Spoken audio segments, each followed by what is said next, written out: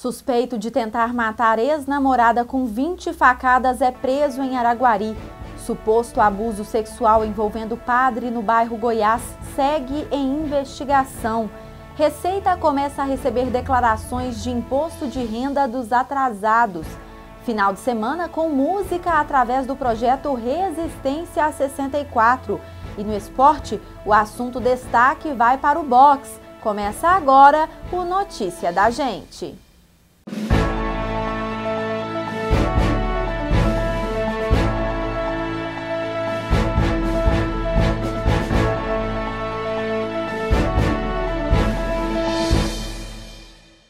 A Polícia Militar Rodoviária prendeu em Araguari o suspeito de tentar matar a ex-namorada com pelo menos 20 facadas em março desse ano na cidade de Alterosa, no sudoeste do estado, que fica a cerca de 450 quilômetros de Uberlândia.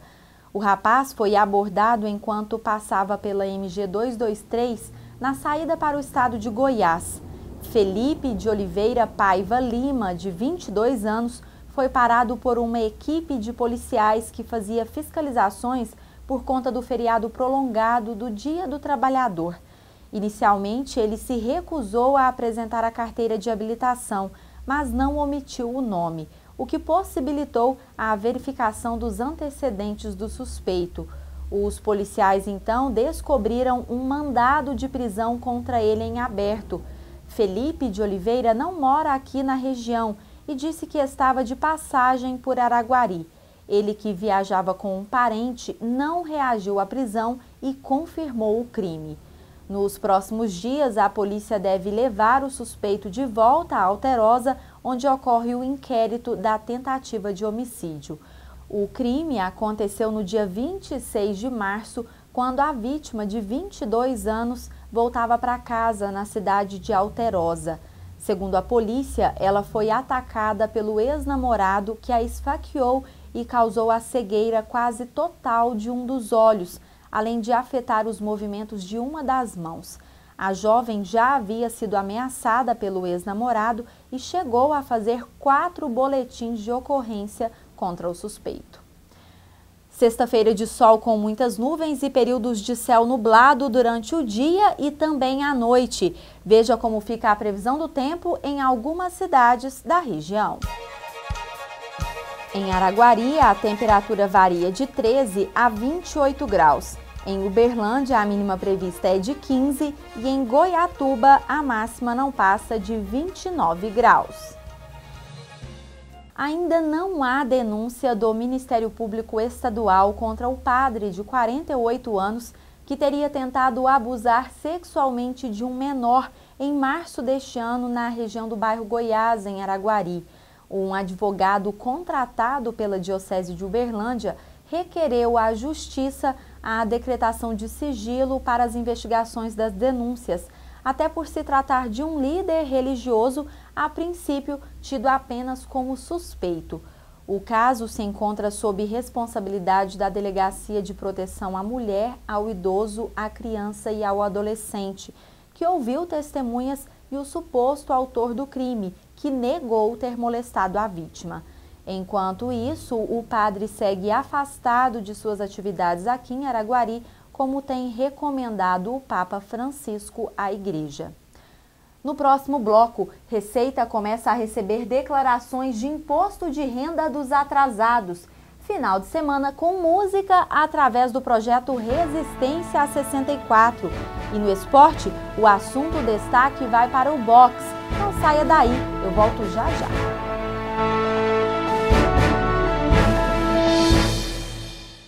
Há mais de 2 décadas no mercado, a Luiz Clemente desenvolve atividades de fabricação e comercialização de acessórios para extintores de incêndio, produzindo toda a linha automobilística, predial e industrial. A empresa atua também na área de prestação de serviços em galvanização, cromeação, pintura epóxi e serviços de manutenção. Luiz Clemente, a sofisticada experiência de inovar. Rua Orlando Luiz Clemente, 170, bairro Independência, 3242-5730.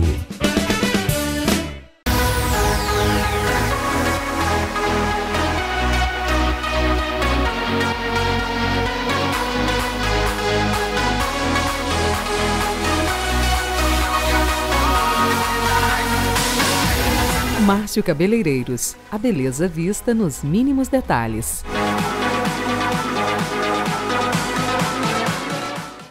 A Clima Clínica de Imagem e seu compromisso de oferecer sempre os melhores e mais eficientes métodos de diagnóstico por imagem traz para Araguari o tomografador Brilliance Multislice 16 canais. Exames extremamente rápidos e de alta qualidade. Reconstrução simultânea das imagens em diferentes planos.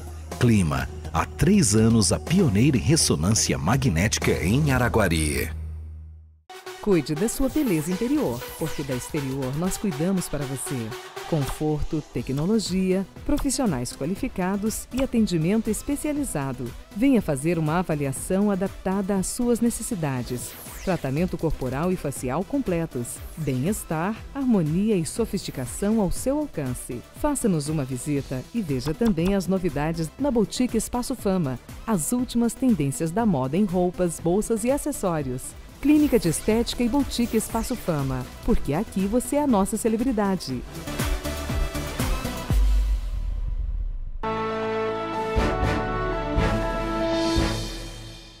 A Receita Federal começa a receber nesta sexta-feira as declarações de imposto de renda dos atrasados que perderam o prazo oficial para entregar o documento, que terminou na última quarta-feira, dia 30. Também começam a ser recebidas nesta sexta as declarações retificadoras dos contribuintes que enviaram o documento, mas precisam fazer alguma correção. Quem estava obrigado a apresentar a declaração e deixou de fazê-lo deve se preparar para mandar o documento à Receita o quanto antes. Pelas regras do fisco, a multa mínima por atraso é de R$ 165,74. Entretanto, caso tenha imposto devido, será cobrada uma multa de 1% ao mês calendário ou fração de atraso, podendo chegar a 20% do imposto devido. Quem perdeu o prazo tem 30 dias para fazer o pagamento da multa mínima assim que enviar o documento. Caso os valores sejam mais altos, é possível procurar uma unidade do fisco para fazer o parcelamento. É importante lembrar que, com o fim do prazo, não será mais permitido o envio do documento por meio de tablets e smartphones, assim como também não será mais permitida a declaração pré-preenchida, que é novidade neste ano de 2014.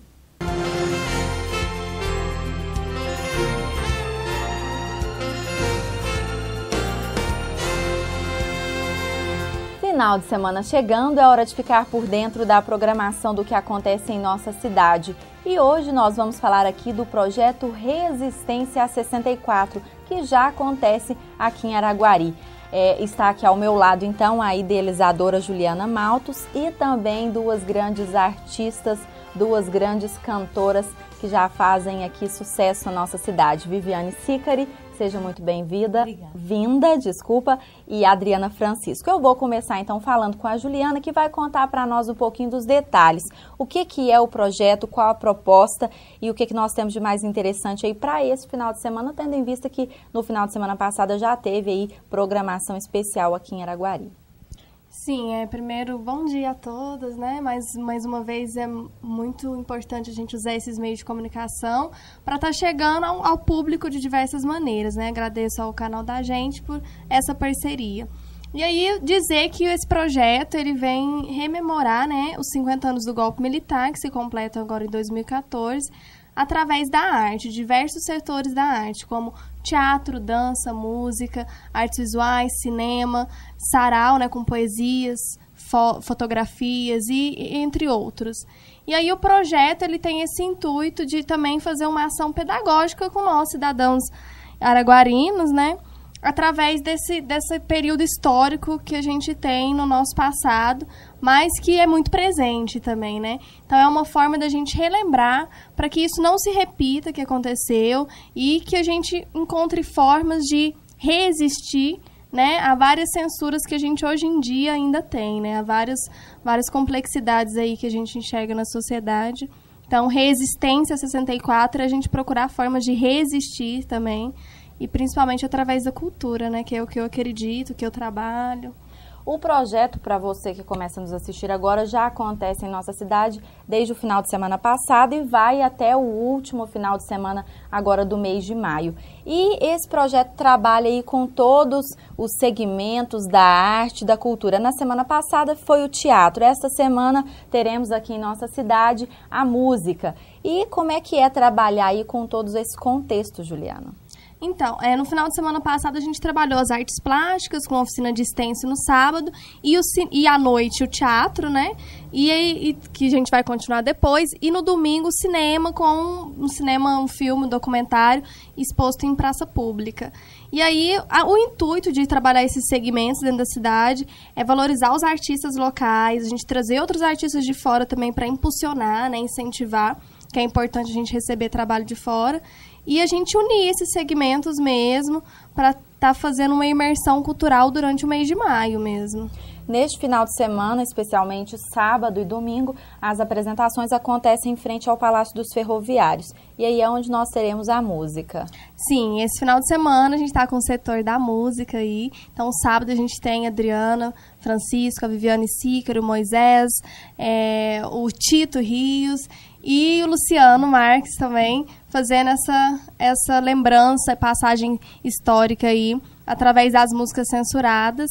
E aí, no domingo, a gente tem a banda de Kika, que é uma banda de Uberlândia, que vem falar sobre nosso passado presente, que é a africanidade, né? Então, eu enxergo que todos nós somos África também. Então, eles vêm trazendo um som de Olodum, um axé, também uma forma diferente da gente estar relembrando essa resistência também, que é através dessa cultura negra, através do nosso passado presente, né, também. Tudo isso, então, a partir das 8 horas da noite e de forma gratuita, que é o mais interessante para todo mundo poder conferir, participar e resgatar junto ao projeto, né? Afinal, é essa a proposta, essa cultura, essa história do nosso país.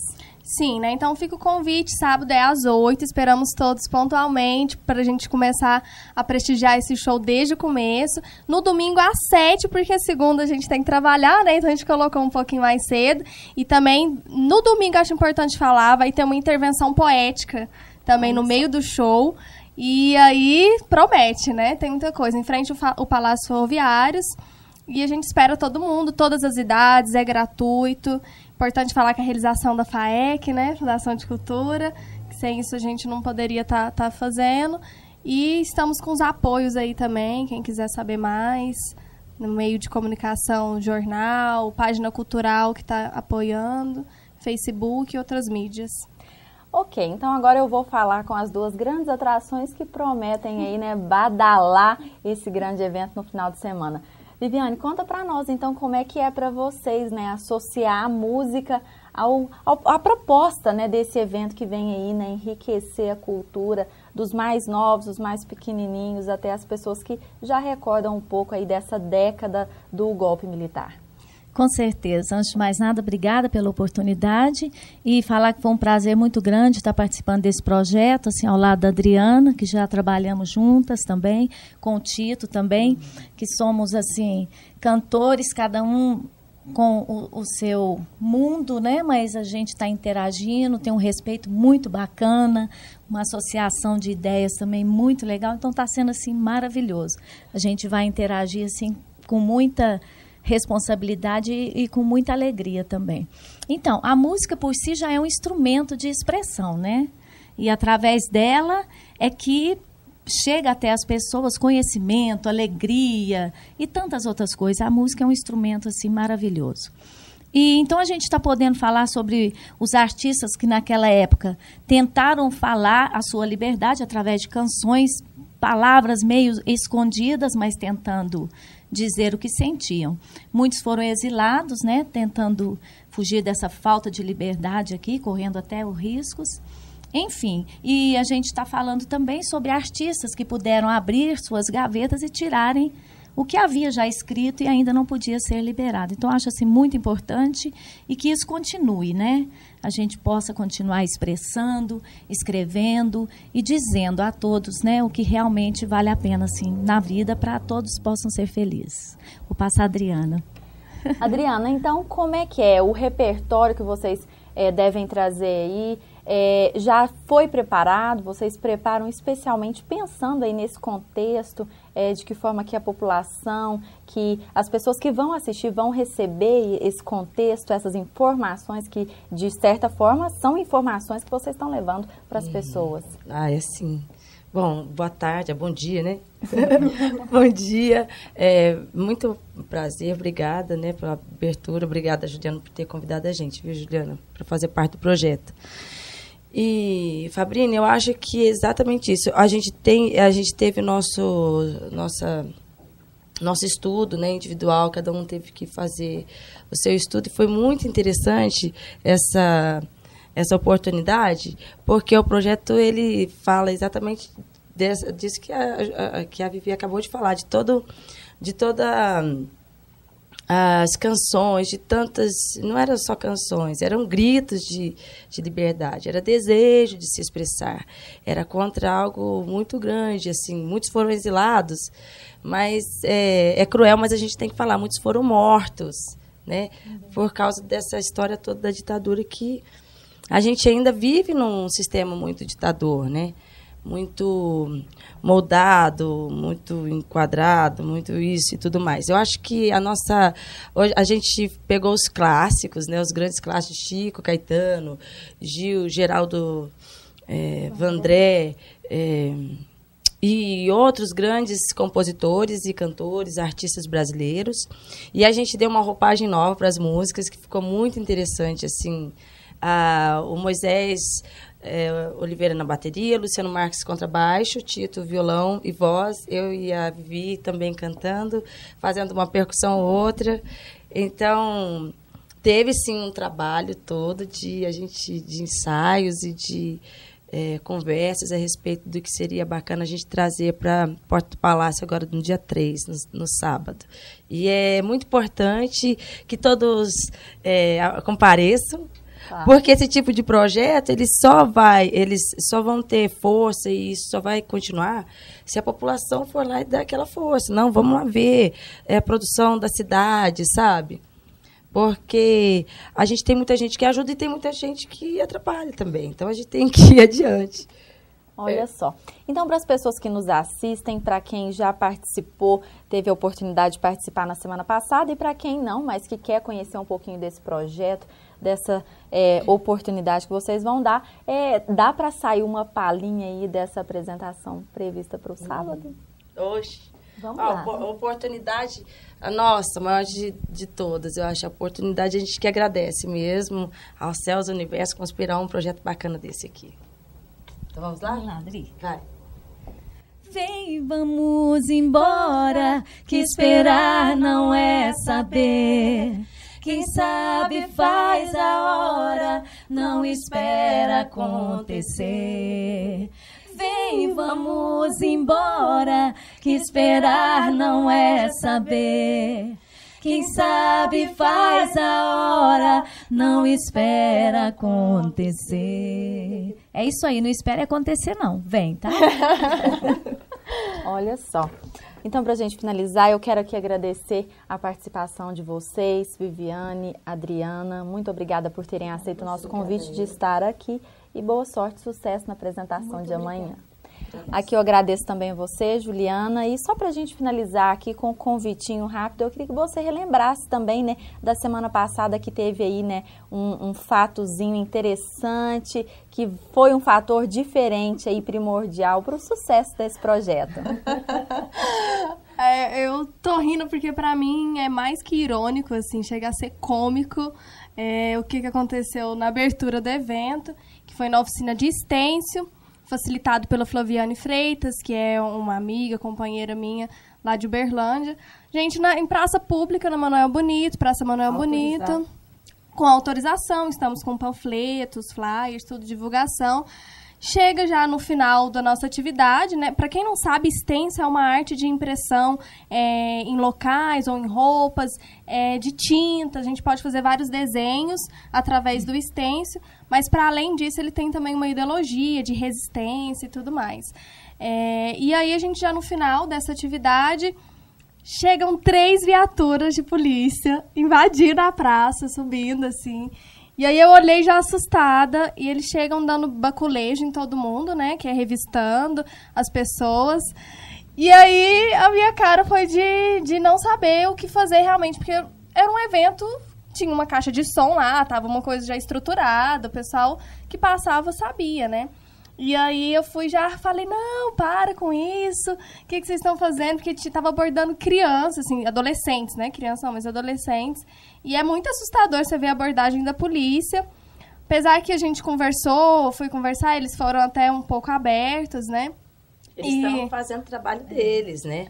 Foi uma denúncia. Isso, estava fazendo o trabalho deles, e aí eles falaram que foi uma denúncia de algum cidadão aí, cidadã araguarino, muito consciente, né, da nossa cultura, e denunciou falando que estava tendo um ato de vandalismo na praça pública, que a gente estava vandalizando a praça e usando drogas, né? Então usou até isso que, com certeza, né, a Adriana estava presente também, estava participando da nossa oficina, e isso não aconteceu.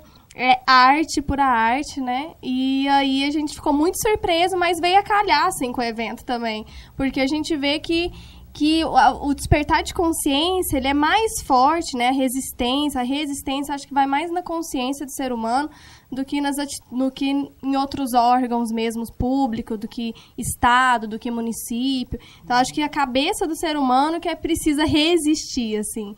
Precisa de quebrar algumas barreiras, que me assustou muito enquanto cidadã, enquanto produtora, enquanto artista mesmo, esse acontecido em Araguari. Mas aí ficou tudo tranquilo, a gente conversou, tivemos que tirar uma coisa que estava escrito, porque não podia, né? A gente ainda não entende o que pode e não pode fazer, né? O que é público e privado.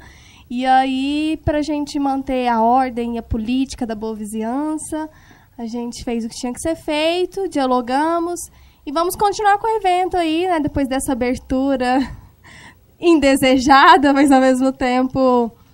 Mostra a realidade, né? Mostra a realidade do país. Ainda estamos vivendo nos moldes de algumas imposições, né? De várias imposições. E aí a ditadura, o golpe não foi só em 64, né? Foi o marco, o período histórico, mas ainda existe várias formas de ditadura, né? Mas é isso, assim, vamos continuar com o evento até o final de maio, tem a programação que se estende, vou voltar aqui para estar falando de cada final de semana, e a gente espera, pelo menos, abrir a consciência dos cidadãos de Araguari, né, assim, através da arte. Enfim, o projeto, então, continua neste final de semana, com ou sem a participação da Polícia Militar, que, apesar de tudo, de certa forma, traz a paz e a harmonia e a segurança para quem está ali participando. Então, para reforçar o convite, sábado, a partir das 8 horas da noite, e no domingo um pouquinho mais cedo, às 7 horas também, em frente ao Palácio dos Ferroviários, a comunidade é convidada a prestigiar.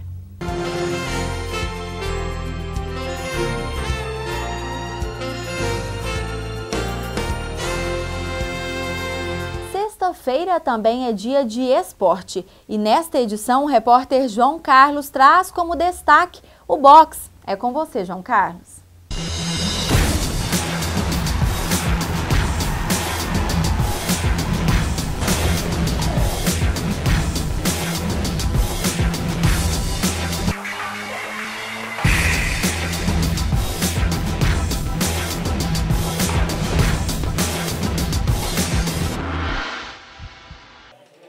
O esporte da gente hoje resolveu fazer uma viagem no passado. Hoje nós vamos falar de boxe. E para falar desse boxe que foi representado na cidade de Araguari pelo Edmilson Tonásio, nós resolvemos deslocar até a academia Edmilson Tonásio para falar do boxe. O Edmilson esteve representando a cidade de Araguari. Primeiramente, Edmilson, como é que nasceu realmente a paixão pelo boxe? Como que você se sentiu representando a cidade de Araguari a nível nacional? E foi um nome que ficou na história. Hoje nós podemos dizer que Edmilson Tonásio foi uma das revelações do esporte araguarino, representando a cidade de Araguari, e foi lembrado algumas vezes até internacionalmente. Como que nasceu isso e que ano que foi realmente, já que nós estamos falando aí do passado? Bom, começou quando eu fui para São Paulo para aprender o boxe, né? juntamente com o Muay Thai. Mas só que na época o boxe era o que dava mais renda. E aí eu treinei lá, dentro de um mês fui muito bem no treinamento, fui chamado pelo Vitor Ribeiro, que é o mesmo treinador do Anderson Silva do boxe, para disputar, que era no Corinthians. E foi onde começou. Aí dentro de um mês, mais ou menos, eu fui chamado para lá de novo, para começar os Jogos Abertos do Estado de São Paulo, representando Osasco. Aí eu fui campeão dos Jogos Abertos do Estado de São Paulo. Mais uns 2 meses me chamaram para disputar o Gazeta Esportiva. Eu fui campeão do Gazeta Esportiva. E assim foi indo, até o Campeão dos Campeões, o Paulista e o Brasileiro eu fui, mas peguei o título sem lutar. Ninguém estava querendo lutar. Né? Bom, isso precisamente foi em que ano? Ó, isso aí foi mais ou menos em 87, 88.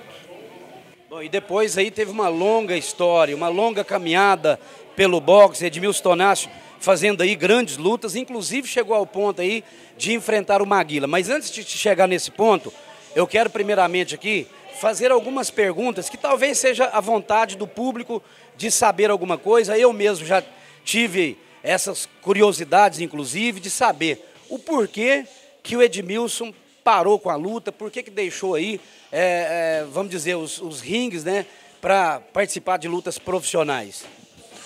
Bom, foi quando eu parei de lutar, foi justamente quando eu paguei para o Maguila, vim aqui em Araguari para pegar o título brasileiro dele. Eu paguei na época $25 mil, quando o dólar era bem alto.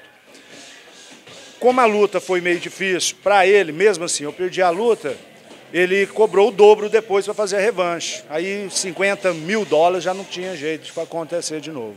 Aí a gente pode considerar o quê? Houve um desânimo, nós podemos dizer isso, por parte do atleta naquela época, a dificuldade financeira? A dificuldade financeira foi mais alta, né? Porque você estava no auge, aí você tem uma queda, isso aí abala um pouco a cabeça da gente. E até você começar de novo, aí eu resolvi mesmo fazer algumas lutas depois que eu fiz, e foi quando eu sobressaí mais ainda em nível nacional e internacional, aí eu resolvi também, já estava na hora de parar. Eu parei, já estava com 28 anos. Então comecei com 18 anos, foi até os 28 anos que eu parei. Foi mais ou menos 10 anos de carreira. Bom, nessa época que você tomou essa decisão, houve algumas pessoas procurando pelo Edmilson para continuar a lutar, né? E teve alguma frustração na sua vida profissional, na carreira como lutador? Não, a única coisa assim que foi difícil para mim foi que eu tinha que lutar sempre no peso pesado. Eu tinha 90 quilos e lutava sempre um cara de 130, 110, igual o Maguila, 113 quilos acima do meu. E como o Newton Campos queria que eu baixasse de categoria para cruzador. Mas os empresários não queriam isso, porque o peso pesado é que dava mais dinheiro. Mas mesmo assim, se eu fosse campeão mundial, também daria dinheiro do mesmo jeito, né? Então isso foi uma coisa assim que me desanimou um pouco mais do que isso. Quer dizer que você continuou naquela categoria, no caso peso pesado, justamente devido aí aos empresários, né? As pessoas que te apoiavam naquela época. Justamente, porque sem eles você não faz nada, né? Você precisa deles, para fazer uma luta, eles contratam outros lutadores, é isso que faz a sua carreira. Como não tinha como abaixar eu tinha como, mas eles não queriam, então eu tive que ficar desse jeito. E nesse caso, a gente pode considerar que houve um arrependimento por parte do lutador, quer dizer, você tentou uma negociação, tentou um acordo com eles, mas esse acordo não era possível. Não era. Aí você teria que abaixar e procurar outros empresários. Mas aí já estava um pouquinho mais velho, eu resolvi parar. Edmilson, vamos entrar nessa questão da luta contra o Maguila, aqui no estádio antigo, né? Estádio Vasconcelos Montes, que ficou na história aquela luta. Eu acredito que não só na história do Edmilson, mas na história da cidade de Araguari. Conta para nós um pouquinho daquela luta, o que mais marcou para você, se você tivesse que voltar atrás para fazer alguma coisa, o que você voltaria, o que passou, o que ficou na sua mente? Bom, eu, se fosse voltar atrás, não mexeria em nada. Porque a luta foi bem equilibrada. Eu ganhei o primeiro, segundo, terceiro e quarto. Peso pesado, não tem jeito. Bateu, um vai cair mesmo, não tem como. Certo? É muito difícil um não cair no peso pesado. Agora, O que eu agradeço demais ao povo de Araguari, porque foram 15 mil pessoas pagantes. Eu acho que até hoje foi o recorde de Araguari em qualquer outra coisa. Foram 15 mil, foi com esse dinheiro que deu conta de eu pagar o Maguila, os 25 mil dólares. Você tem algum arrependimento, no caso, de ter parado naquela época, tomar a decisão que você tomou? Inclusive, conversando com você hoje, você até me dizia em relação, por exemplo, a amigos. Às vezes, quer dizer, se você tivesse um resultado como vitória naquela luta, talvez seria diferente. Você gostaria de dizer, de comentar alguma coisa sobre isso? Sobre isso, o que acontece? Isso aí é uma coisa que é normal do ser humano, né? Quando você está no auge, todo mundo quer ser seu amigo. É igual eu perguntar para você se você gostaria de conhecer o ganhador da primeira da São Silvestre ou o segundo. Você vai querer conhecer o primeiro da São Silvestre. Então, existiu muito disso. Quando eu perdi, pela fama, aquele negócio todo, caiu um pouco, algumas amizades, que já não era amizade, né, bem dizer, foram embora. Né? Mas isso aí é uma das coisas que acontece com o ser humano. Como é que a gente pode considerar? O que você poderia deixar hoje como, por exemplo, um conselho para uma pessoa que está aí começando, pensa inclusive a ser um lutador profissional? O que você gostaria de dizer para essa pessoa que você tem como experiência já hoje? Quer dizer, naquela época você tinha aí 19 anos quando você começou, né? Quando você enfrentou o Maguila, já mais ou menos, acho que 25, 26 anos. Né? Hoje, o que você poderia deixar como exemplo, como conselho para uma pessoa que está começando aí e que pretende seguir uma vida profissional como lutador? Quando o cara bota para ser um lutador, não é igual a um outro tipo de esporte, tá? Porque, em primeiro lugar, quando ele perde, outros não vão chegar para ele e falar assim, você perdeu um jogo. Não, vai falar, você apanhou naquela. Então, isso aí, o cara tem que ter isso muito bem na cabeça dele e ser preparado para isso, certo? Outro negócio, dedicar muito. Na minha época, eu treinava 8 horas por dia. Então, para ser um lutador, não é pouca coisa, sabe? Você tem que dedicar muito. E outras coisas, não mexer com droga, bebida, esse negócio, e ter uma cabeça muito boa, bem concentrada para fazer aquilo que ele quer fazer, certo? E não sair do caminho que ele está querendo. Essa questão de treinamentos, quer dizer, uma preparação física, é desafiar o próprio corpo? Isso é. Quando você pega um trabalho desse para fazer, que é uma profissão, você tem que passar os seus limites.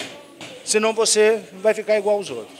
Você foi um atleta que você considerou assim feliz, bem-sucedido, ou ficou às vezes alguma coisa que marcou? Não, eu me considero hoje bem feliz pelo que eu fiz, pela minha história que teve, né? Se não deu, não tinha condição, não era para ser mesmo, né? Hoje eu tenho 2 academias, uma minha filha dá aula, minha filha vai começar a lutar também, meu menino também está começando a querer lutar. Então, o que a gente está levando isso, o bom é isso, eles se espelharem na gente e gostar disso, sabe? Então, para mim, eu fico feliz nesse ponto. Você ficou em São Paulo muitos anos, né, lutando, treinando, tinha sonhos maiores. Que foi, assim, representar Edmilson Tonácio representando a cidade de Araguari? Não, para mim foi muito bom, né? Porque eu nasci mesmo, foi em Rifaina, mas eu já vim para cá, eu tinha 10 anos de idade, né? Vivi aqui o tempo inteiro, então eu me considero araguarino, né? Eu estou aqui até hoje.